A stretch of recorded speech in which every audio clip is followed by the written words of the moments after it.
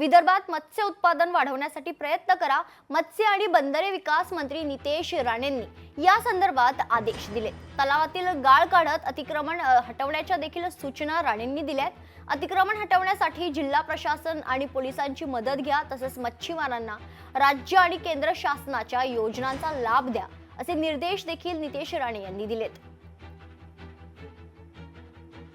आम्ही आता दर 3 महिन्याचा एक क्वार्टरली प्लॅन तयार केलेला आहे, ज्या अनुसार आपण आपल्या विदर्भामध्ये नागपूरमध्ये मच्छीमारांना आणि गोड्या पाण्यातल्या मच्छीमारी करणाऱ्या जे काही आमचे मच्छीमार आहेत त्यांना आम्ही मदत कशी करू शकतो, उत्पादन कसं वाढवू शकतो, याच्यामध्ये मत्स्य विद्यालयाची मदत कशी घेऊ शकतो आणि त्याचबरोबर काही ॲक्वेरियम सारखे प्रोजेक्ट, जसं आम्ही तारापोर ॲक्वेरियमला आम्ही तिथे डेव्हलप करतो आहे, तसंच आपल्या नागपूर विदर्भामध्ये काही ॲक्वेरियम आम्ही आणू शकतो का, त्याही बाबतीमध्ये आमची चर्चा केली। कोल्ड स्टोरेज असो, मत्स्य बीज असो, या सगळ्या बाबतीमध्ये ज्याच्यामुळे विदर्भाची मत्स्य उत्पादनाची क्षमता वाढेल त्या दृष्टिकोनातून आमची चर्चा झालेली आहे।